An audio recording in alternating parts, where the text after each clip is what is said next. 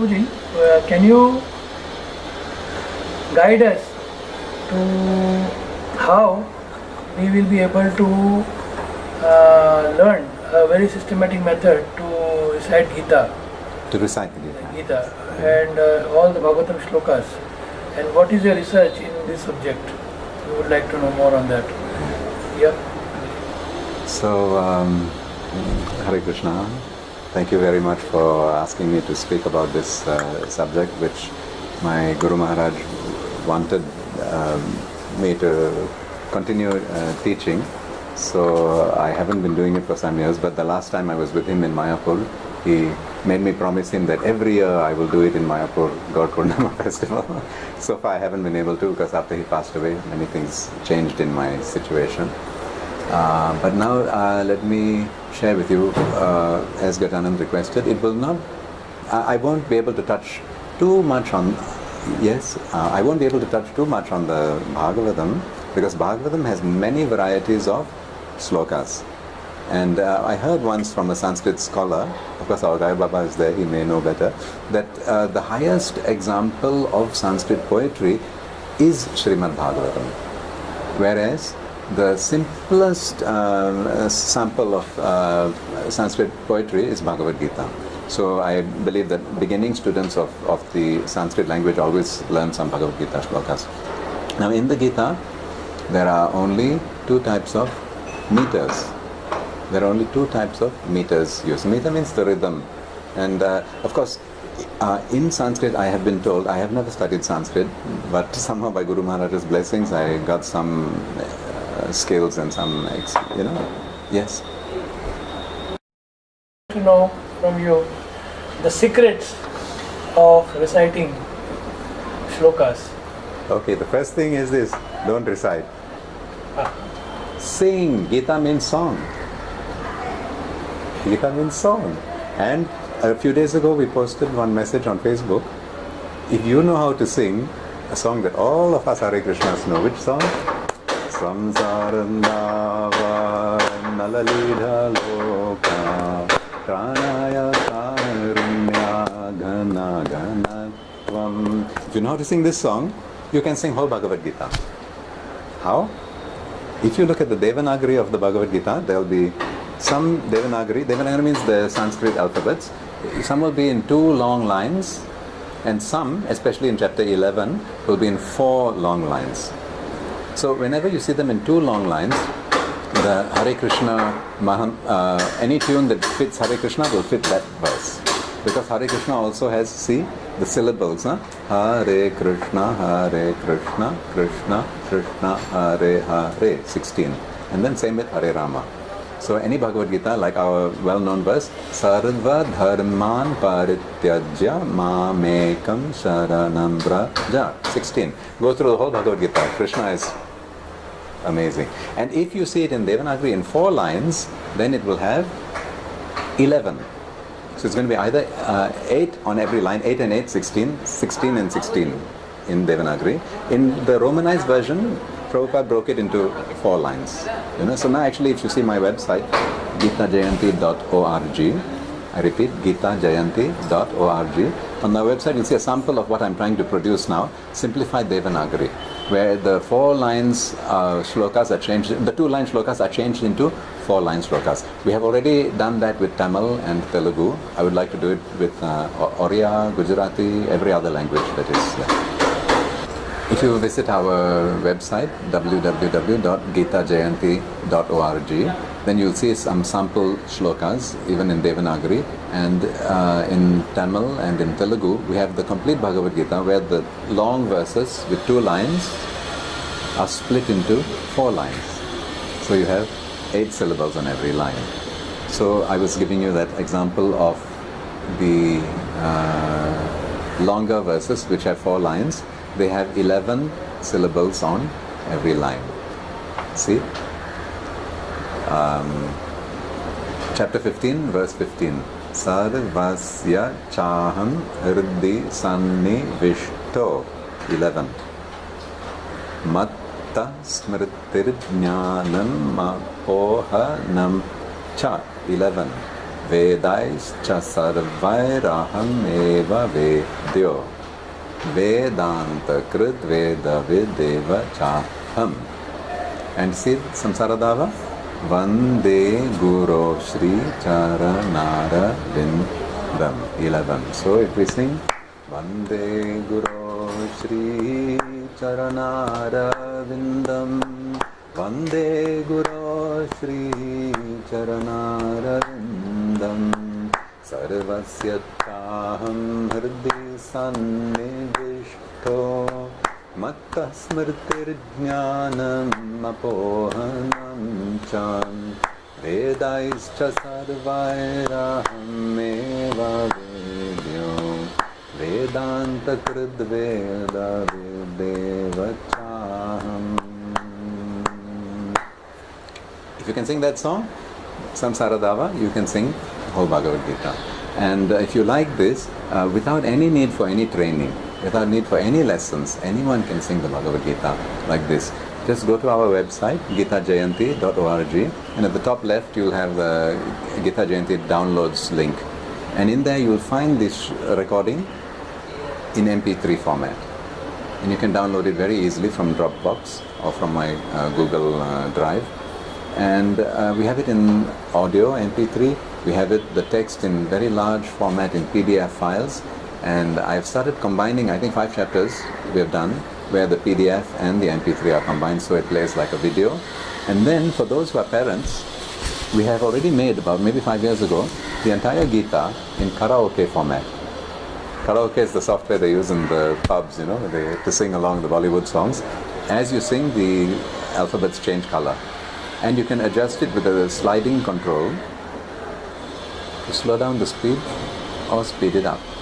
And you can even adjust the pitch to suit your voice, because some people have a high-pitched voice, some have a low-pitched voice.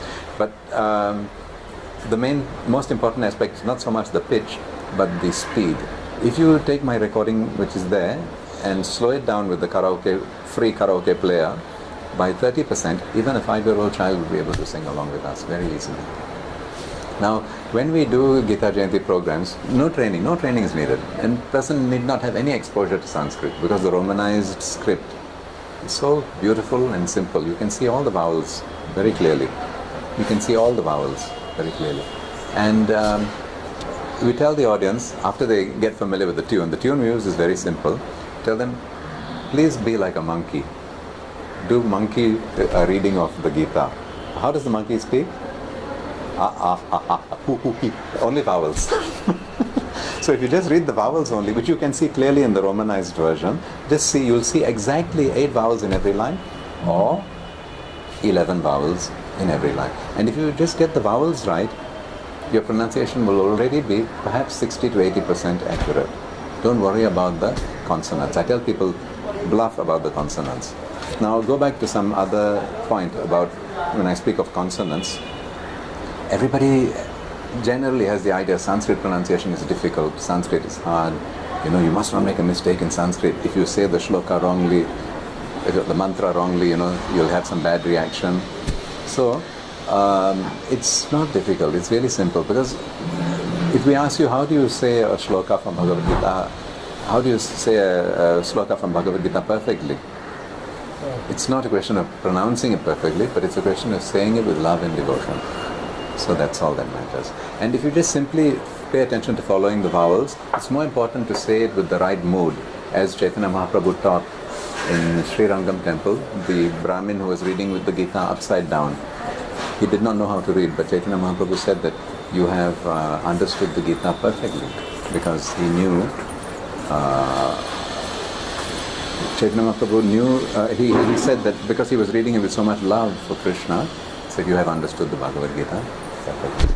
So we don't have to worry too much about pronunciation, but if you just see the vowels and sing along, you'll be able to sing the whole Bhagavad Gita in a simple way. Apart from this program of getting everyone to sing Bhagavad Gita, my Guru Maharaj's vision was Gita Jayanti should be an international holiday observed by the most number of people, everyone, not only Hindus or Vaishnavas, but anyone may do it by simplifying it. And the reason the traditional way of reciting the Gita cannot actually reach the masses, you never will be able to. Is chanting with chanda, or the proper Sanskrit meter, is very complex and difficult and requires so much concentration. And honestly, most people, even if they know how to read Devanagari, they feel tired or they feel bored by the second or third chapter. And then either they leave or they start speeding up like the Rajdhani. And then those who are not accustomed, they cannot even keep up which page is he on. But when we sing it like a bhajan, the fast experts come down because the kartals controls the speed, and the beginners also may catch up with it. Now I'd like to demonstrate one shloka being sung. Yes, I'm going to demonstrate how we can sing the Bhagavad Gita verses easily. And as I mentioned a little earlier, on our website you can download for free easily the MP3 recordings of this, which you can keep on your smartphone, and the PDF text in this book. This book, by my Guru Maharaj's blessings, was published back in 2003. Hare Krishna. So let me please say something to you to introduce, in case you do not know, my beloved Guru Maharaj, Srila Bhakti Swarup Damodar Swami Sripad Maharaj, who was known as Dr. T.D. Singh in the scientific world, and in ISKCON circles also the Dr. Singh, whom Prabhupada always used to call. Anyway, he was from Manipur, and his childhood, I don't have the exact details or dates accurately, but it was like this. I met his teacher, the one who actually adopted him. How this happened was, I believe in the First World War, or maybe it was Second World War, his father, no, it must have been first. Second? Oh yeah, possibly a second. He was born in 1937, yes, and actually Manipur is famous because the Second World War ended in Imphal. The surrender treaty was signed in Imphal by the Japanese. But Maharaj lost his father during the war. He disappeared, so I probably assumed, somewhere in the war he was killed or lost something. Then his mother remarried later on, and then he was only with his elder sister. And later on, I think she also had to get married, and eventually he was on his own. And when he was on his own, he was looking after the little piece of land that their family had and tilling the land by his hand, holding the plow, and growing rice, And he stopped going to school. So his teacher, I think Yadav Singh, if I remember, I was wondering what happened to my dear student. He didn't come to school so many days. So he came to the house looking to see. And he was very surprised to find the little child, maybe, 10 years old, living alone by himself there, growing his own food. So he thought, no, this is a very good student. He immediately picked him up, took him to his home, and made him part of his family. Just remembering so many things. I've been such a useless disciple. I was just remembering how on his 60th birthday, Maharaj honored all his teachers. He wanted his disciples to see how he would bow down, dandavat pranam to each and every one of his teachers, each and every one of them. So, karmi teachers, he hated that word karmi. It's not a karmi name, it's a civil name. He didn't want us to have that pride, I am a devotee, I am a this, I am a... And I remember reading in the Krishna book also, when Krishna was rewarding his guru, Sandipani Muni, and saying, whatever you want, I will do.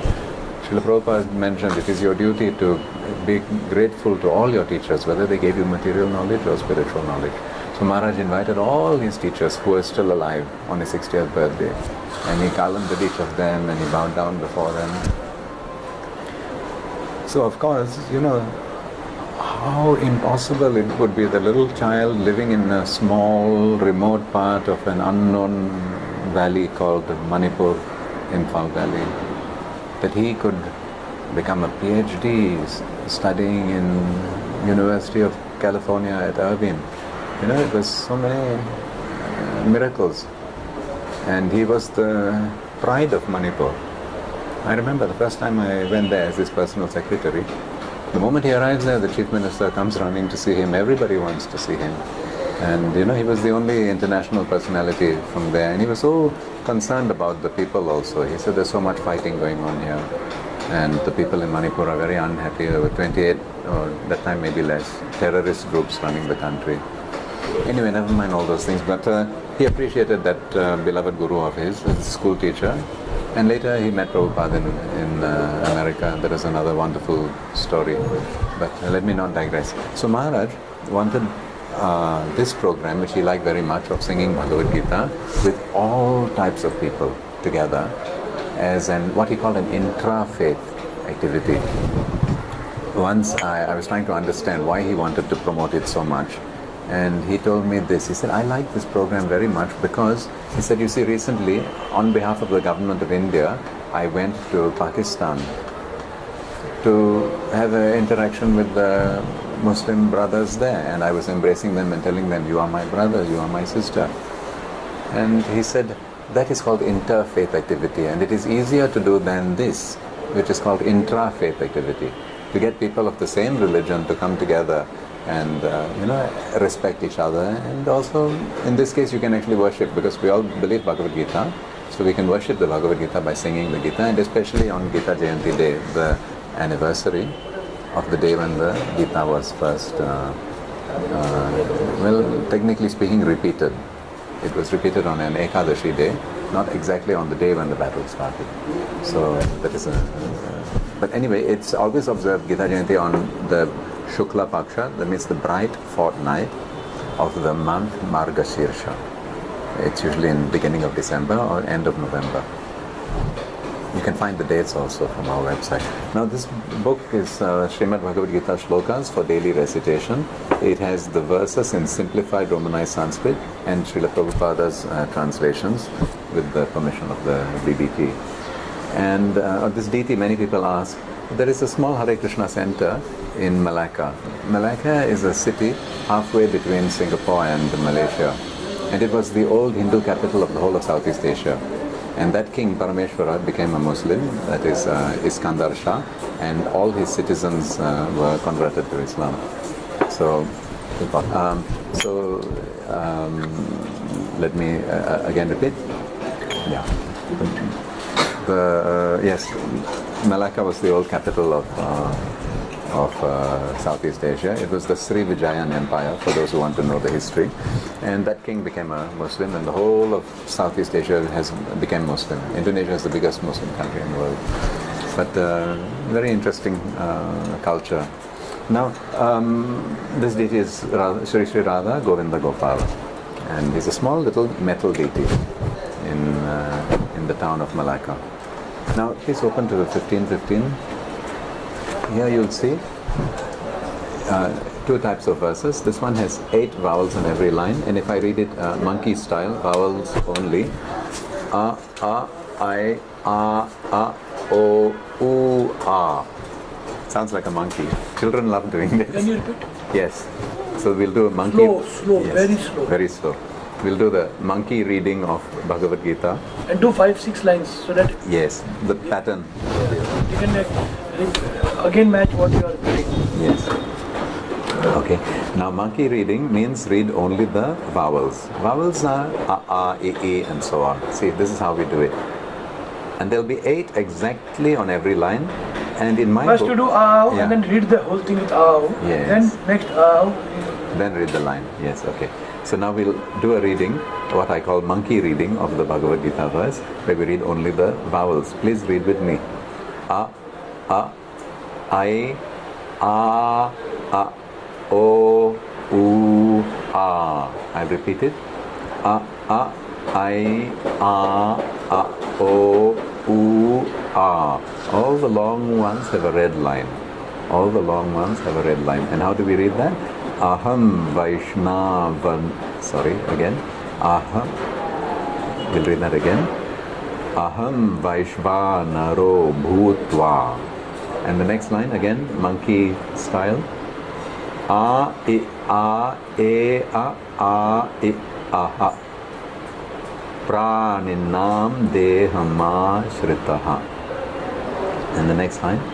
A, A, U, A.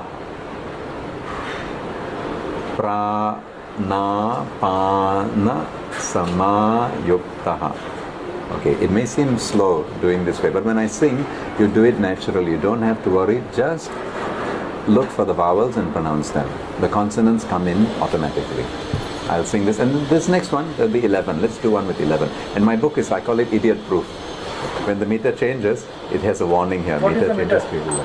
What is the meter of a vowel? Meter means the number of syllables on every line. It's as simple as that. There'll be 8 on every line here. Let's count 8. 1, A, 2, hum, 3, vai, 4, what is this? Shwa, shwa, and then 4, na, and then 5. No, I'll have to start again, sorry. Let's count the vowels on this line. 1, A, 2, hum, 3, vai, 4, shwa, 5, na, 6, ro, 7, bhu, and 8, twa. That's 8. And then in Devanagari, this would be in 2 long lines. And this in Devanagari would be in 4 lines. And this will have 11, like Samsara Dava. Let us see 11 here. A, A, A, A, A. 1, 2, 3, 4, 5. R, R as in Krishna, R, I. 6, 7. And A, I, O. 8, 9, 10, 11. Sar, Vas, Ya, Cha, Hum, Hr, Di, San, Ne, Vish, To. And actually when we teach our Sanskrit pronunciation course, we teach the students to draw a little circle, not circle, curves, underneath each syllable, and they must break it at the correct position. And when they master how to draw these circles to the end, several questions will arise, which by the end of the course they will know. And once they know confidently how to where each circle breaks, and they do it without making a mistake, that is the same mental process that goes through your mind when you write in Oriya or in Devanagari or in any language. The mental process of identifying each syllable by drawing little curves under each of these. I'll sing this. This is a meter of 8, and then this meter changes to 11, which is like... So meter 8 and meter 11 difference is the number of A, I, I, U. Yes, So the number meter of... 8 is mean yes. 8 A, I, Yes, U, I. yes. And in 11 there are 11 A, I, U. Yes, it's as simple as that. And we should just look for those vowels. Don't worry about the consonants. If you get the number... And one fascinating thing to know, in English, we are not very conscious of it, but each alphabet, like the alphabet A, represents 5 different sounds. In Indian languages, that doesn't happen. In Romanized Sanskrit, it doesn't happen at all. It doesn't happen. So A is always A. So you can confidently say it. Whereas, yeah, okay, we'll sing. Sorry, I just want to make one little point. In English, we say A is for apple, yes or no? Yes. I say no. A is for apple. A is for ape. A is for April. So, A has 5 sounds in Sanskrit. So, we don't have that problem here. If you see that this alphabet, this is not A, because this is Sanskrit. This is A. A, hum, A, A. It is not A. Don't need to give it a name. Alright? Now I'm going to sing this. Please sing with me. Aham Vaishvanaro Bhutva Praninam Dehamasritaham Pranapana Samayuktaha Pachamyanam Chaturvidham.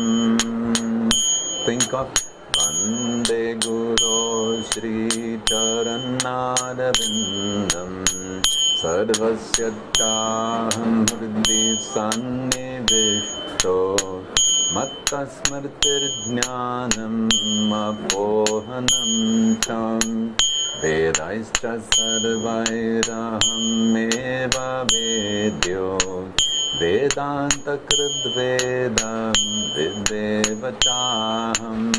And there's my idiot-proof warning there. Meter changes back to 8.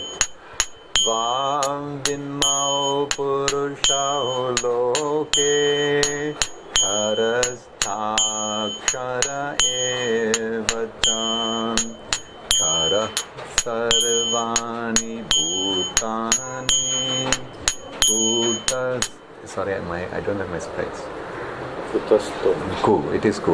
Kutasto Akhara Uchade Dvam Vinmau Purushau Loke Kharasthakshara Evachan Khara Sarvani Bhutani Kutastho Akhara Ujjate.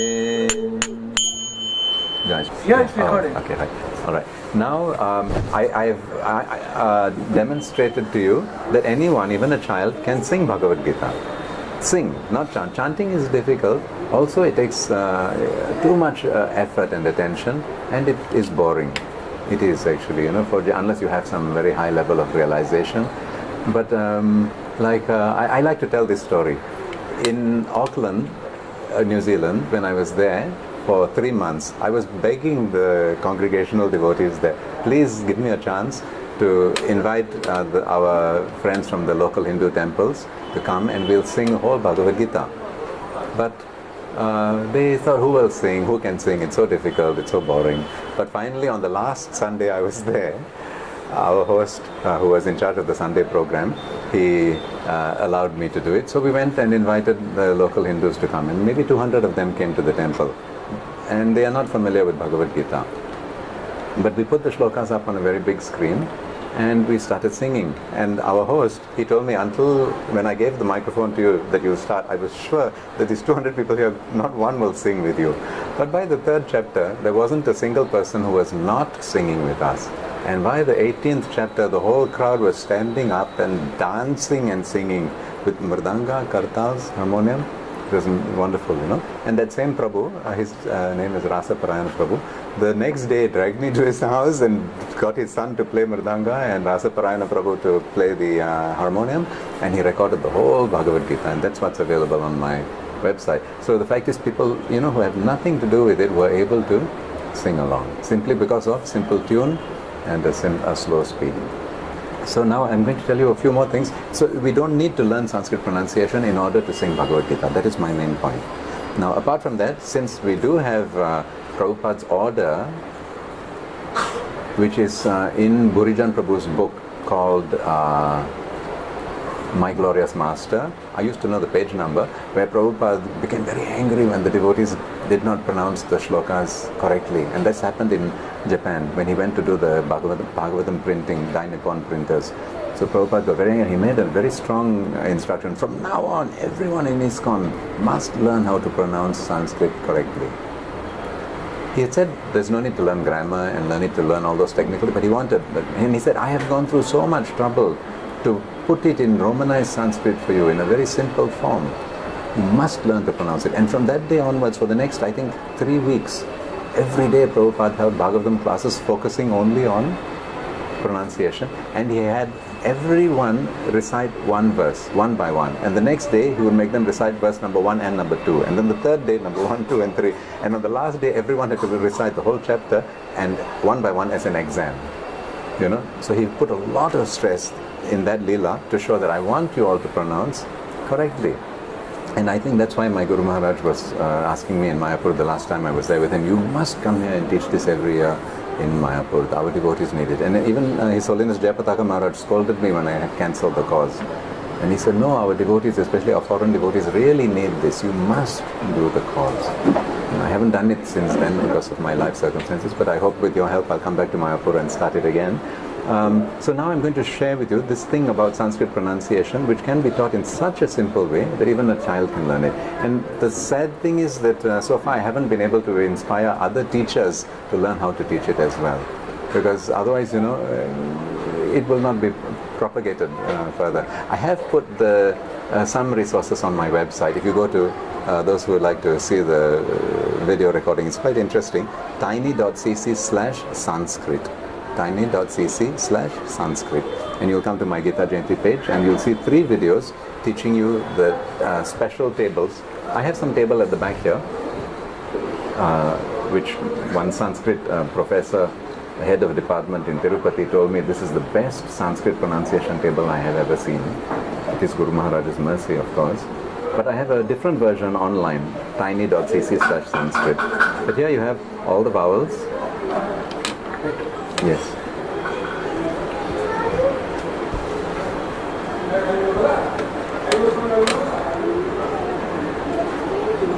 So, Professor Tripathi, the head of the Vishishtadvaita department of Vedanta philosophy in Rashtriya Sanskrit Vidyalaya, Tirupati, he appreciated this very much. He said this is the best one he has ever seen for Can Sanskrit. you read something from this and just explain how it works? Oh, okay. So here are the vowels. There is a brief introduction to this pronunciation guide. These are the alphabets.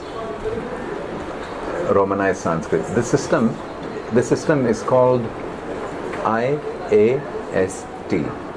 And if you go to Wikipedia and just search for IAST, you will find out that it was a group of scholars who met in Athens, Greece in the year 1912, who designed this system of Sanskrit, Romanized Sanskrit, which is lossless transliteration of Sanskrit.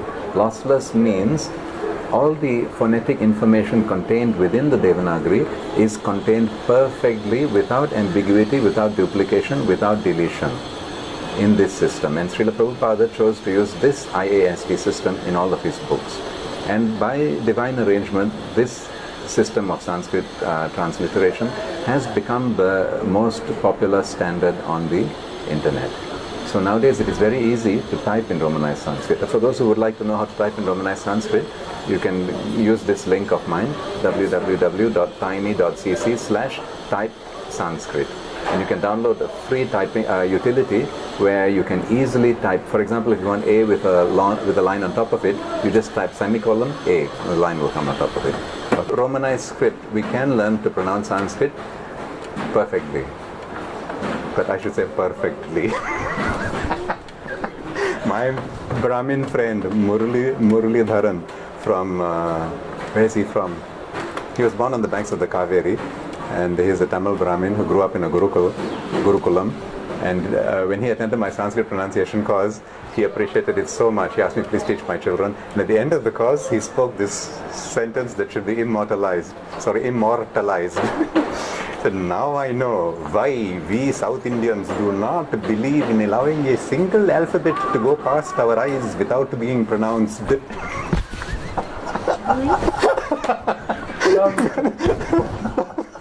Never mind. But anyway, the point is, this is not Sanskrit. This is not English. These verses here, this is not English. Where are the verses? This is not English. This is Sanskrit. And we have certificates from Sanskrit professors telling us, thank you for proving to us professors that this script is equally capable of perfect pronunciation as the Devanagari. Because it is taught in Sanskrit that lipi does not matter. I may write it in Oriya, I may write it in Gujarati, I may write it in Romanized script, but when you pronounce it, you get the correct sound. Now, Sanskrit is the only language in the world where you have to get correct sound, because there is a shloka which describes this diagram. Because the sounds of Sanskrit, the sounds of the Sanskrit consonants are defined by the position of your tongue. Now, for those who are interested, there's no need to know the technicalities, because we all know how to speak, we know how to make the sounds. It's just that if you have an Indian mother tongue, you do it spontaneously and unconsciously. So it is hard to understand how to teach somebody who's not phonetic. But a vowel is the sound that you make when there is no point of contact in your mouth. Did you realize that? It's E.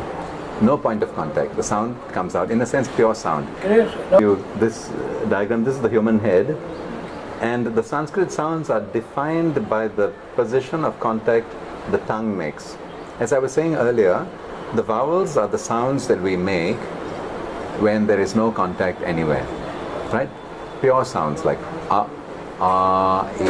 E. E, U, U. You see there's no contact, the sound just comes out. But when you have a point of contact, for example, please say with me 5 times ka.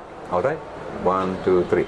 Ka, ka, ka, ka, ka. Okay, now we'll say it 5 times again, and I want you to feel that point of contact. Feel. Not here. You think, where is it touching? And you keep doing it, it should feel a bit ticklish. Okay, let's do it 5 times. No, we'll do it 10 times. You feel. Close your eyes. Okay, go. Ka, ka, ka, ka, ka, ka, ka, ka, ka, ka. Did you feel where it is touching? You can feel that point. Now make it touch that point without sound. Without sound. Just make your tongue move. Can you feel that? Okay, good. Now, you are going, probably, if you are like most of our typical students, you will have difficulty with the 5th alphabet in this group. Even though it is maybe the easiest consonant to pronounce. But we can't do it we can't do it consciously. We can only do it unconsciously. Can you ask our audience also to do the same thing? Oh yes, So that please. while you're watching, they can try. Yes. You may try. Okay, one more time. Everybody do. Now say ka 10 times. Very slow. You Yeah. give long pauses. Say ka 10 times, and while saying it, try to feel where your tongue is touching. Alright? Ready? Go. Ka, ka, ka, ka, ka, ka, ka, ka, ka, ka. Now feel, where did it touch? Now put your tongue there and move your tongue without making a sound. It's touching right at the back. Now look at this. This oval shaped thing here, this is the tongue. Can you see, or do you want to move a bit nearer? Can you see? You can come a little bit nearer. This oval shaped thing, this is the tongue. Got it? This is the front tooth, lower tooth. Got it? This is where the air comes out. Alright, so this tongue is going back and contacting here. So now make the sound and look at the diagram. Ka, ka, ka, ka, ka. Alright? Now, the first group of consonants all have the same point of contact. All of them have the same point of contact. I'm going to say it, please follow me. Ka, ka, ga, ga, na.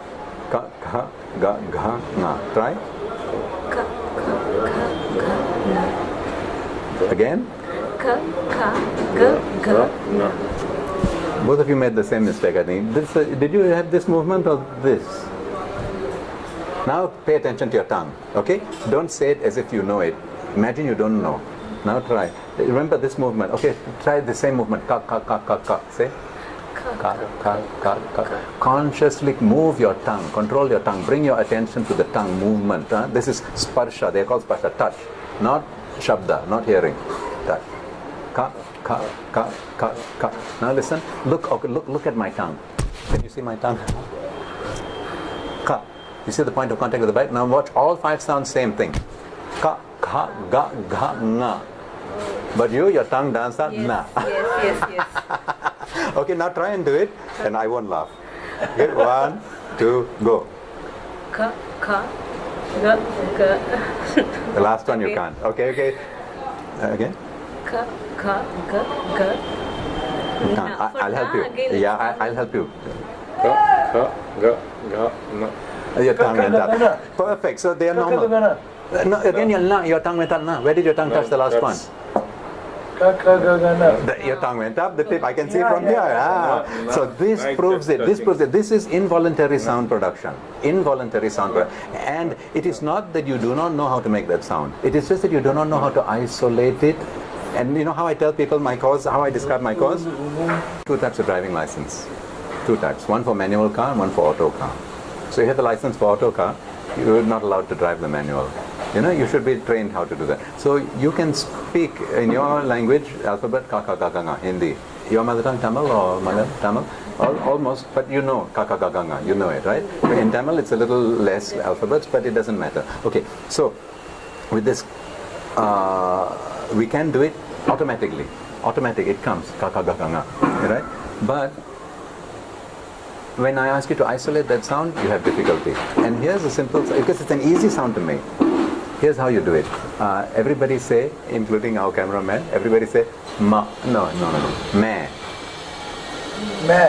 Me. Me. Say me. Me. Okay, now say go. Go. Say me. Go. Mango. Mango. What's missing? The most delicious fruit. Mango. What is missing? Mango. What shabda, what sound is missing? No. No, you're still saying it wrongly. Now I'll teach you how to say it. And this is how you control your tongue. And by controlling your tongue, your pronunciation must be correct.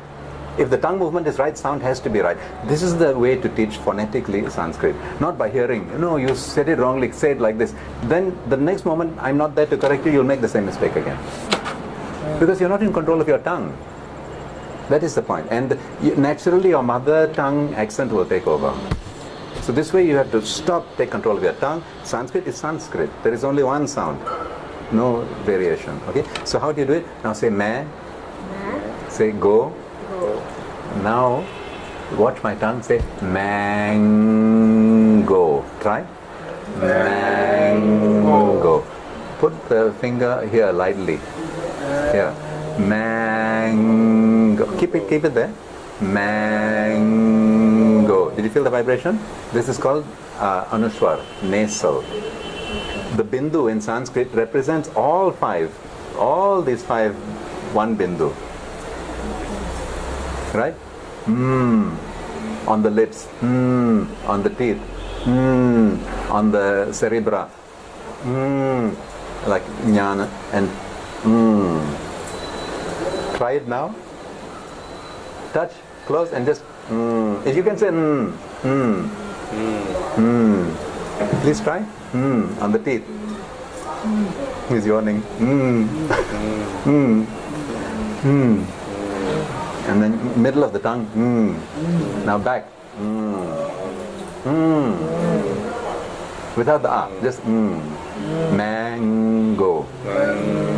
Got it. Now only Now say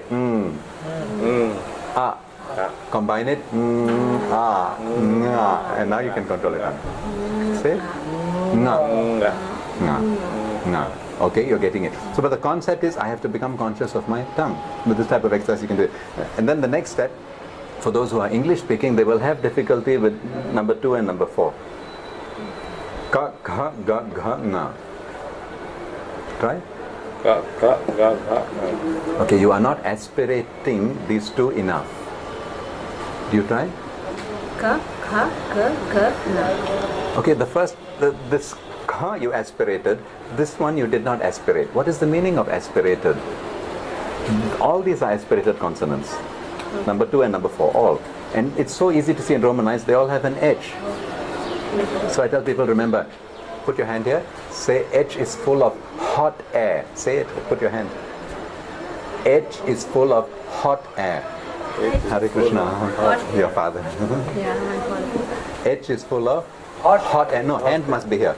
H is full of hot air. And the other hand put on your diaphragm, please.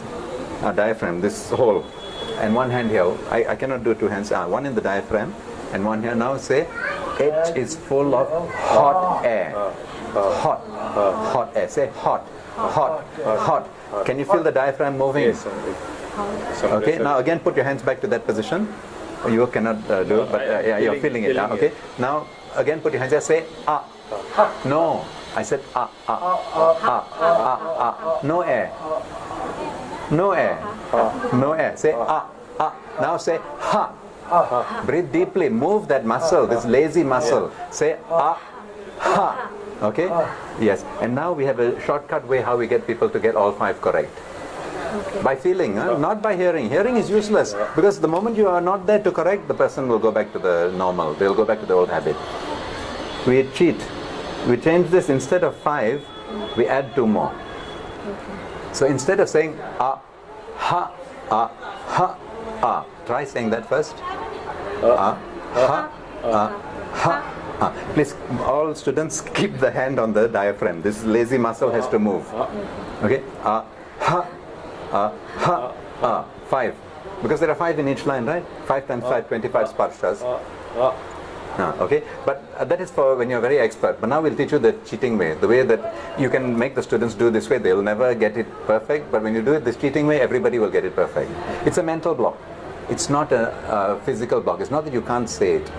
Like I remember one English devotee, I'm an Englishman, it is not natural for my tongue to go there and say this thing. He was saying like that. Then I tell him, say dig. Everybody say? Dig. Dig. With a heavy G, dig. Dig. Okay, now with a heavy edge, say hard. Hard. Air coming out, diaphragm. Keep your hand on the diaphragm. Hard. Now join the two. Dig hard. Ganasham. You see, it's not they can't say it. They do say it in English, but they can't identify that shabda and then consciously reproduce that sound. We are driving autopilot all the time. We don't know how to go back to manual. Get the point? So now we take manual. Here, how do we do it? Instead of ha, we say and then two sounds here. Aha. So mentally we are overcome. Because ha we can say easily, but ka we have difficulty saying. Not difficulty for Indians, laziness, but for English people, difficult. But that's a mental problem because dig hard they can say. Kick hard they can say. You get the point? But they think they can't. And Indian people don't understand this, so they cannot teach it to them. So because I'm from an English-speaking background, I could understand this from a very difficult way. But if we do it, this methodology is very effective. Okay, now say instead of aha, say aha. Hand here on the diaphragm, please. Aha, aha, Bolo? So these two, no, the pattern is 5 only, not 6. Aha, aha, okay? Control that muscle. Aha. Now we'll add in kaha, gaha, nga. Kaha, gaha, nga. Now we'll take advantage of momentum. Music, we learn best through music. Music is the highest form of education. So we'll say aha, like a song 2 times or maybe 3 times, and then without breaking the rhythm, we'll add in this ka and ga. Got it? Okay, ready? Go with me, please, enthusiastically. 1, 2, 3. Aha, together. 1, 2, 3. Aha. Again. Go for it. Kaha, gaha, nga. Again. Kaha, gaha, nga. Did it move 2 times? Check again. Now slowly. Make sure it moves. 1, 2, 3. Ka. Together. 1, 2, 3. Ka, kaha, ga, gaha, nga. Now that kaha, you speed it up, it becomes ka, which is 1 sound, and that's perfect. Sorry, that is perfect.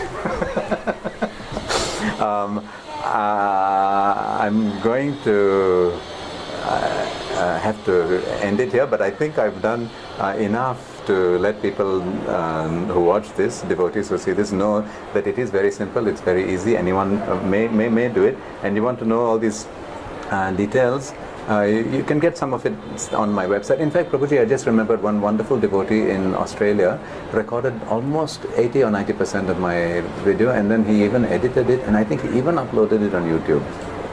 And then we were thinking, now what do we do with it next? And we didn't, maybe we need your Agrawal brain to come in the middle.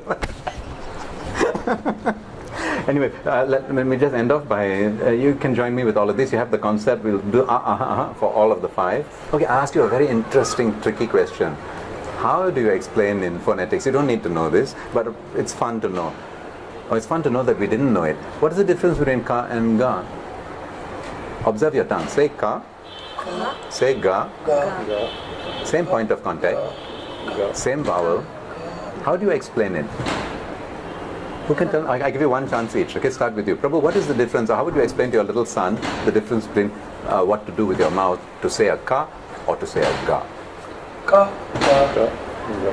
How do you explain it? You have to explain. That's right. That's why I said, no. My experience with Sanskrit is that once you understand the definitions given in Sanskrit, you will understand that the person who designed my head, he designed Sanskrit. They go together so perfectly, and we are able to do it, but we don't know it, and we can't get a definition for it. But in the Sanskrit, you ask any Sanskrit scholar, we have one in there, he will immediately tell you the definition. And of course, they have borrowed from Sanskrit into English also. They call it voiced and not voiced. If you studied phonetics or anything like that? No. But anyway, they call it voiced. And what does it mean, voiced? It simply means that in the first, and it's so for all, all, the first 2 are not voiced, which means contact followed by sound. All these first two. Repeat, what is it? Contact followed by Sound. Contact followed by sound. Please say. Contact followed by sound. And what would be the reverse? Sound followed by contact. Now you experiment with yourself, please, between ka and ga, and then how will you try? Close your eyes, say the two sounds. Contact and sound, which came first? Try. Say ka and say ga. Ka. Ga. Put your hand here to feel the vibration. Ka. Ga. Ga. Coordinate, where is the sound and when is the movement? Which is first? Okay, I'm going to say ka. My hand is touching my throat. Everybody touch their throat. My hand is touching my throat. I'm going to say ka. But before my tongue moves, is there any sound? Ka. Movement followed by sound. Now say ga, and when you're going to say ga, you'll find sound comes first, then movement. See? Try. Okay, ka. We'll start again. Ka. Put your hand here. Say ka. Now going to say ka. No, going to say and then you say, just to feel. Okay, I'm going to say ka. Movement and then sound. Now reverse. Ga. That means, okay, going to say ga. You start already. The sound comes like ga, and then you let it out. And for all the alphabets. Okay, let's see. Put your hand here and feel it. Try. One hand here. 1, 2, 3. Ka, kaha, ga, gaha, nga. And then with cha and ja, same thing. Cha, ja. Sound first. And what's next? Ka, ka, ga, ga, nga, cha, cha, ja, ja, nga. Ta and da. Feel again. Ta, da. The sound is first. And what is next on the teeth? Ta. Tongue must be out. This is the one we're all lazy. Tongue must come up to the tip. Ta. And this one also, especially English speaking people have trouble with the fifth one. Try. Ta, taha, da, dha, na. Try. Ta, ta, ta, da, dha. Yeah, this one went to sleep. Try again. Put your hand here. Ta, taha, Ta, ta, ta, taha. ta, ta, It's not moving. Ha. ta, ta, Say Hare Krishna. Ha. ta, ta, No, two sounds. Ta, ta, ha. ta, ta, ha. Faster. Ta, taha. Ta, taha. You also keep trying. Ta, taha. Ta, taha. Ta, taha. Da. Now, ta, taha, da, dha, na. Your tongue went in a little bit. Try. Fast. 1, 2, 3. Ta, taha, da, dha, na. You try. Ta, ta, da. No, you're getting a little confused. Never mind. You just watch me. I'll keep saying. Watch your tongue. The last one, it tends to go in. Keep it at the same place. This is called danta. This group of sounds is called danta. Teeth. Bite your tongue. Let me see your tongue. Can you see the tip of my tongue slightly? Feel the back of your teeth. All 5 sounds. Please watch. Ta, Ta, tha, da, dha, na. Control just before you say na. Ta, tha, da, dha, na. Now, if you get the long and short correct, all the longs are marked in red in my book. You can download this for free on my website, gitajayanti.org, and that's already 80% accuracy. And if all your ta, tha, da, dha, na is on your teeth, and all the other ones which are here are at the correct place, your Sanskrit will be probably 80 to 85% accurate. Just by these two things. And how do I identify the difference between these two? We are all lazy, you know why? They're somewhere in the middle. Just lazy. And that half centimeter movement here makes the difference. Oh, Prabhu, your Sanskrit sounds so nice. And for people with Tamil accent, their English will sound a bit less like Tamil. So this is a scientific way to gain control of your tongue, then you can master another accent perfectly. Otherwise our mother tongue creeps in because it's involuntary movement. It's involuntary. I tell you something, you'll be surprised. One professor who was teaching English in Australia for 20 years, he thanked me. He said, I never realized this. Because nobody told him. He's not a native speaker. I have to say it's the only language I know. In English, perhaps 60 or 80% of the letters are serves to turn a vowel from short to long, and it is not pronounced. But we all don't know it. But Indians will pronounce every single R very heavily. We must roll the R. But Americans roll it a little, but in English they don't. You know, we say advertisement. We don't pronounce the R, but the R is there to make the sound longer. Advertisement. But somebody who doesn't know it, thinking English is phonetic, they'll pronounce every alphabet advertisement. It is not to be. So you should hear what sound and reproduce. That's why in English you have phonetics in the dictionary. In Indian languages you don't need, because the writing, how it's written is how you pronounce it. Now, No, this question. no and that no. Yeah. No. But still we didn't get No. that na, Prabhu. Ah. Now again we are coming with the Yes. tongue Okay. goes after. Watch the is- tongue. Say me, go. Go. Me, go. Now 3 sounds, please. Me, control the tongue. Don't let the tongue run. Me, go. Me, go. Me. Now say go. Go. Go. Now drop the go. Okay. Now drop that. Now say ah. Ah. Ah is easy. And I combine these two. Ah. Ah. Ah. Yes, Prabhu. This no, it's not touching, it is touching here. Okay, now we got that na. See, normally if I say na, then it's not coming, but otherwise Normally. Yeah. No R. Normally. normally. Now I don't know whether you're from Tamil Nadu or not. I don't know, I'm just teasing. Yeah, normally, what a difference. And if you hear on TV now you'll start hearing. Now you'll say, my God, they didn't say it, I didn't realize it. Just like now you can laugh, okay? The first time my father used to say, oh, you're fracturing my ears when you try to say the Bhagavad Gita shloka. That was in the beginning of my Krishna conscious life. I told him, you say that again, I'll throw my Bhagavad Gita, I will not read it anymore. So if I become interested, I'll ask you. So, okay. When I became interested, I was 26 years old. I asked my father, please teach me. He started teaching me, and he was trying to teach the ta ta da da na. And he said, your brother's name is not Dinesh. Your brother's name is Dinesh. And I was sitting there and I said, sounds the same to me. He said, no, it's very different. Dinesh. And I said, sounds the same to me. And my name also starts with D. And I did not know how to pronounce it. I couldn't hear because I was stuck with the letter D. Why was I stuck with the letter D? You answer. You had an experience just now with the A. Apple and April. Yes. A is for apple. Apple. It should be apple, not apple. Exactly. Why? Because the letter A has 5 different sounds.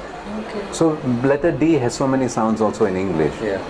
But I did not know it because he didn't identify the sound. I'm identifying the alphabet D. You understand? And we found a way to do it. If you say, once one English devotee, Abhay Prabhu in New Zealand, he said, oh, it's not natural for me as an Englishman to put my tongue on my teeth, and said, nah. So I said, it's not natural for Englishmen to put your tongue in your teeth. I said, you say after me this very difficult thing. He said, okay, this, that, the other. He's an Englishman, he can do it. So you say this, that, the other. Say it. This, that, The other. there. All your tongue is coming to start. But just that voluntarily we cannot do it. Unthinkingly we can do it. So now let me end like Govinda. Govinda. On the tail there's a da. Yeah, and Garuda. What's the difference? One come to the tip of the tongue, exaggerate. The other one go back till you feel the line. The ridge, feel it. Da. No, wrong. Da. Garuda. Da. No, the line. Feel the line. Yeah. That Da. line. No, not hard enough. Da. Da. That's better. Da. Da. Purana. Purana. No, you are coming up to here. That is the thing. Purana. Actually, in South India, people tend to put the tongue very far back. And that's another thing. When in North and South in India, when they speak English, they put their tongue here, up to here. And it sounds very heavy. That's why they sound very Indian. Yeah. In English, it never reaches here. Okay. Never. In English, it's most maybe halfway there and a little bit this side. Maybe up to here. Never there. Okay. So in English, I can't remember the words now, but I don't have time for that. But This letters using and there was something I wanted to finish off with.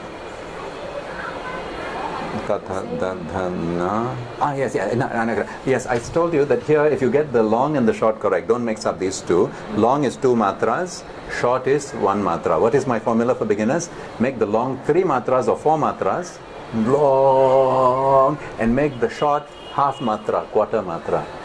It'll sound really good.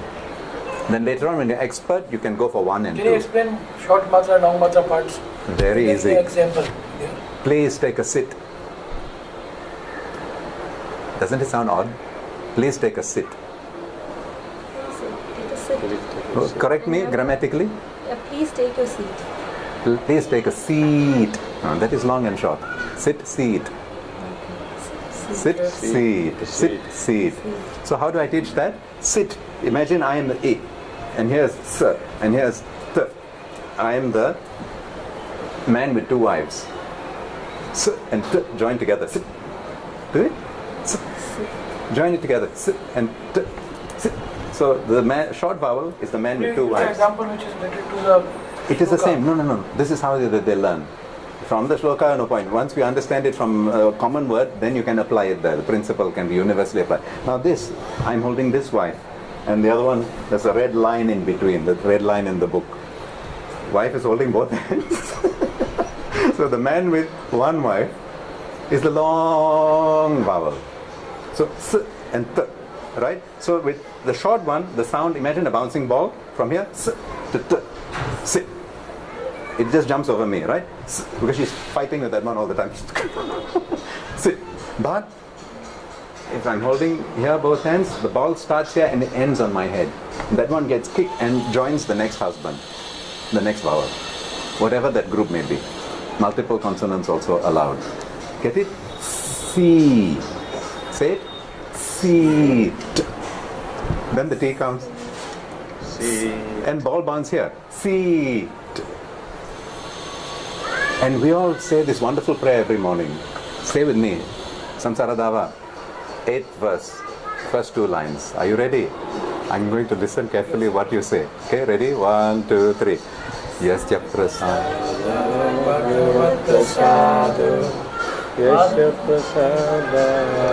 Oh, very good. He just said in Sanskrit, by the mercy of my Guru, I will never go back to Godhead. Yasya prasada na gati kutopi.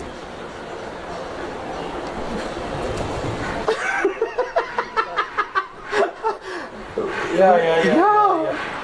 Yasya prasad, Bhagavat prasado. By my Guru's mercy, I can. Yasya prasad na gati kutopi. By my Guru's mercy, I will not go back to Godhead. So lucky your Guru is merciful. He is not Sanskrit Pandit. So we don't realize it. And the difference is this. In the old measure imperial system, 3 feet make 1.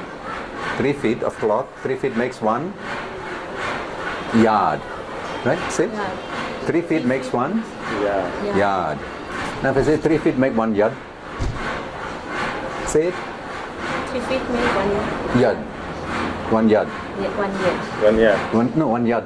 Change the short. Yard. 1 yard. 1 yard. It sounds so bad, doesn't it? Try saying it. 3 feet makes 1 yard. 1 yard. You feel good. No, now say the correct one and exaggerate it. 3 feet makes 1 yard. Okay? Now say yup. Yep. Like Yap Aloy. He's a famous Chinese guy in Singapore. Yup. Now say yap. Yeah. That's the difference. First line, second line. Yup and yap. So basically in English, whatever is the R Yeah. has to be long. Generally. In English, there's no rule. In English, the exception is the rule. Because it's a barbarian language. It has no system at all. No system. No, it's a fact. The study of linguistics faculty, go to trace the history of the linguistics faculty in any university. Do you know where it traces back to? It traces back to one particular date in recent history. There was no linguistics faculty existing in any university in the world. It began when the first book of Sanskrit grammar translated into English reached the shores of England. Then only they knew that there is a scientific way of studying language. And then only they found out, much to their disappointment, that Latin was nothing but a simplification of Sanskrit. But let me get back to, I have so many important points I was going to make and I got distracted. Can you remember? Yad and yad, yup and ya. Okay, and now you know the musical instrument you play like this? Harp. Say harp. R. Harp. And say harp. In harp, the R is silent. Harp. Harp. Okay? And now yap and yap. It sounds very bad, right? 3 feet make a yap. Okay? Yes, yap prasada, bhagavat prasado, yes, yap prasada, nagati kutopi. Yap, yap. First one, second one, not yap. Yap. Sit, seat. Sin, seen. Have you seen that man? Have you sinned that man? Sin is a totally different word. Yap and yap also totally, but we don't realize it. Yasya prasada, bhagavat prasada, yasya prasada, nagati kutopi. Sanskrit, shoot from the hip. Bang, bang. No, not like that. Okay, now we'll do it nicely and we'll end, okay? 1, 2, 3. Yasya prasada, bhagavat prasado, yasya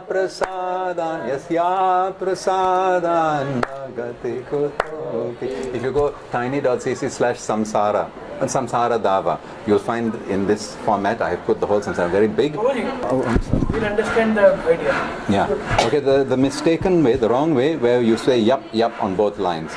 And the meaning is completely the opposite, because the first line will be Yasya Prasada. Yasya means by whose, Prasada means mercy. By whose? Mercy, Bhagavat Prasado. I will get Krishna's mercy. And the next line is not Yasya Prasad. The next line is Yasya Aprasada. Aprasad means without mercy. So A plus A becomes A. So the second line is Yasya Aprasad, Yasya Aprasad, A and A too. So Yasya Prasada. Yasya Prasada. So the wrong way is Yasya Prasada Bhagavat Prasado, Yasya Prasadan Nagati Kutopi. And the right way is Yasya Prasada Bhagavat Prasado, Yasya Prasadan Nagati Kutopi. And how we can, I learned from His Holiness Srila Mahavishnu Goswami Maharaj a very wonderful way of correcting this type of error in a deeper way, not just from the concept but from the consciousness way. He called it his MRTR formula, which is described briefly at the back of my book in the cause material, MRTR. And that is, he explained it nicely. He said every shloka in the Gita, or Bhagavatam, is a transcendental spaceship meant to carry, to transport our consciousness from this mundane plane, this mundane realm of experience, direct to Goloka.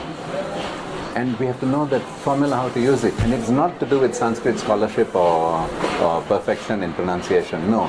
He gave the formula MRTR. And he told me he got it, he derived it from one shloka written by Jiva Goswami or Rupa Goswami.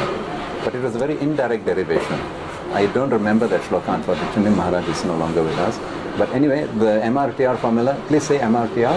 MRTR is the formula to take this simple writing and turn it into a spaceship to transport your consciousness to Goloka. This is the method. I mean, if you, a shloka is like putting money in the bank.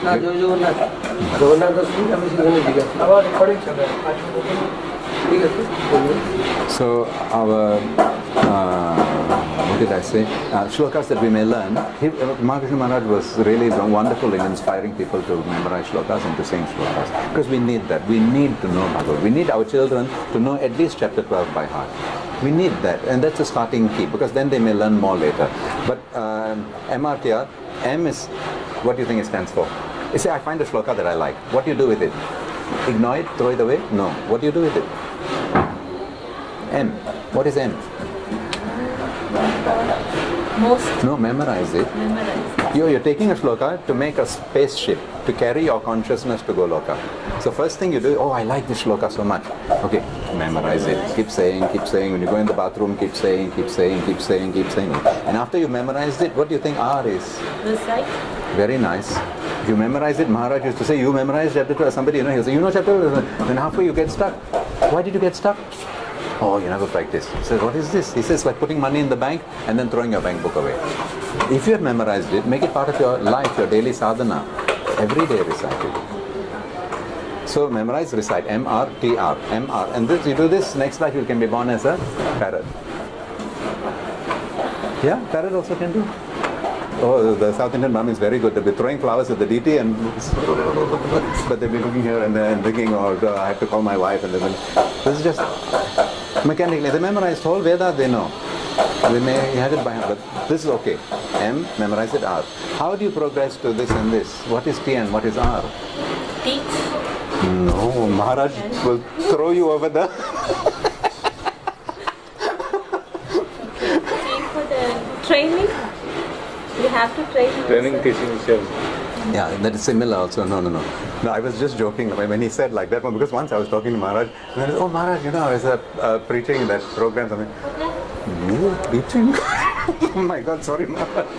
He said, I sat down 25 years studying Prabhupada's books before I dared to go in front of the public and preach. So no, I was reading Prabhupada's books and trying to share with others. We're trying to help Prabhupada to preach. He was just strict. But no, we don't teach or whatever. We help others to know Prabhupada. The T, what do you think T is that will make you not a parrot? Say he's a parrot and I'm a human. And we both, Sarva Dharman Parityajya Mame Kansharanam Raja. What is the difference possible between him and me? He's parrot, I'm human. Huh? Clarity of speech. No, T, the letter T. Oh, pet. No. This is, think it over. Nice, isn't it? Maharaj, he has gone so nicely. T, M, memorize it, R, recite it. If you've memorized it, please, he said, every day keep reciting it. Don't put money in the bank and throw away. Because this will save us at the time of death. The shlokas you memorize, that may help you at the time of death when there is so much of disturbance. M, R. But then, how to not be a parrot, think it over while reciting. And he said, now you will understand why Srila Bhaktisiddhanta Saraswati Prabhupada and our Srila Prabhupada put so much effort to put the word by word meaning in every shloka. He said, because while you're reciting, once you know it by heart, I already know Sarvasya Chaham Saridhi Sanivaya. While reciting, I look at Prabhupada's word by word meaning. And every day I keep looking, because you don't need to look at the shloka anymore once you know it by heart. But we don't realize we are parroting, and when you're parroting, mind will be, Maya has to catch you. The moment you're not in Krishna, Maya.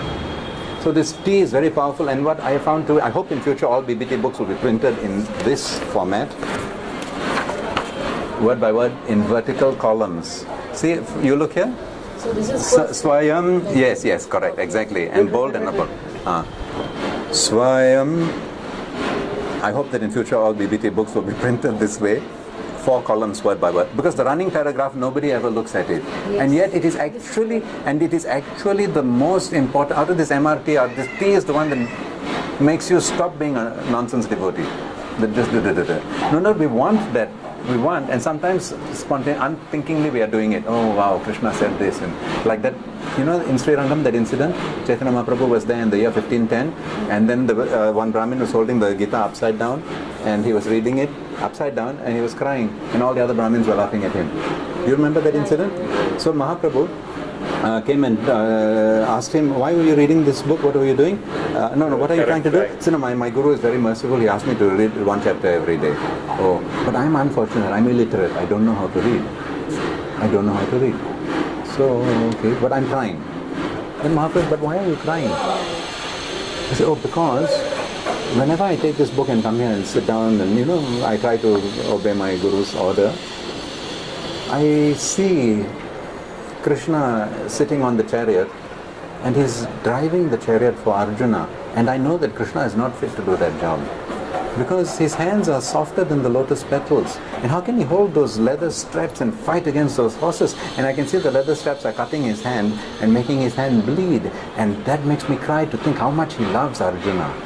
And Mahaprabhu embraced him and said, you have fully understood the Bhagavad Gita. See, he's thinking about Krishna, he's feeling. What is Arjuna feeling? What is Krishna feeling? One other person told me once that, the charioteer in the battlefield, he cannot give spoken orders to the chariot driver. You know how he does? With his foot. When to go left, he uses his foot to... Arjuna has to put his foot on Krishna. Just imagine. So anyway, that way, that thinking. So M is memorize it, R is recite it, T is think it over, look at the beautiful word. And another thing I used to tell people you can do, you have Bhagavad Gita as it is, keep a highlight pen. When you highlight only the Sanskrit words in that paragraph, then you can read along the paragraph as you do it. Let's try it here. See, in this shloka, the word by word is in a running paragraph. Sing with me, downwards, we go downwards, and you learn the sandhis automatically. Like this A and this A will join together to become A, right? Okay, 1, 2, 3. Swayam mevatmanatmanam vedhatvam purushottama bhuta bhavana bhutesha deva deva jagatpate. You see how wonderful Sanskrit is? A and E. Say A, E. You join it together. A, E, I, A, E. it becomes A, I, A. Bhuta Isha, Bhutesha, Bhuta Isha, Bhutesha. Yes, perfect. Very nice. You see? Swayam evatmanatmanam ved tattvam purushottama bhuta bhavana bhutesha, Bhutesha, Deva Deva Jagatpate. Now one more time, look at this. And once you know it by heart, then you look at the English part and then you try to get that bhava, that feeling. 1, 2, 3. Swayam evatmanatmanam vedhatvam purushottamam bhuta bhavana bhutesha Deva Deva Jagannath Swayam evatmanatmanam vedhatvam purushottamam bhuta bhavana bhutesha Deva Deva Jagannath. And as you think progress, as your thinking progresses, you can go through here and look what is the key word. You can go through here, look what is the key word, what is the key word. Then you find which is the key word out of all these words. Then how does this line connect to this line? And you can give a Bhagavad Gita lecture and Sanskrit scholars will come and ask you, excuse me, where did you learn Sanskrit? I had that happen to me and I don't know anything about Sanskrit. There's so much of love and devotion Prabhupada has put inside it and we just ignore it. So all glories to His Holiness Mahavishnu Goswami Maharaj for revealing this to all of followers of Prabhupada. M is memorize it, R is Reciting. recite it daily, every day without fail. And then T is Thinking. think it over. How do you think it over? By contemplating the word by word meaning given by our Acharya. And then, what is the last one? M, T, R. R. What does the last R stand for?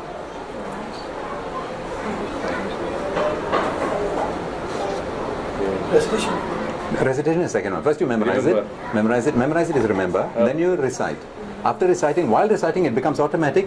Look at the word and deflect your buddhi. Mind is engaged in the mantra. Deflect your buddhi to contemplate. What is the meaning? What did Krishna say? So that when you say the word and you know the meaning, that is how your little daughter has learned Tamil. Raga.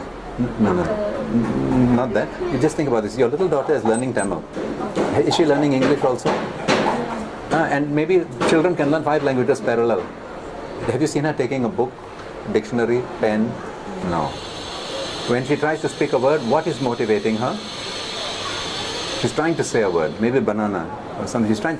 She knows the meaning, she wants to convey that meaning to you. So the meaning is important, the pronunciation is not good. So when you know the word meaning, you already know Sanskrit because you can say it with feeling.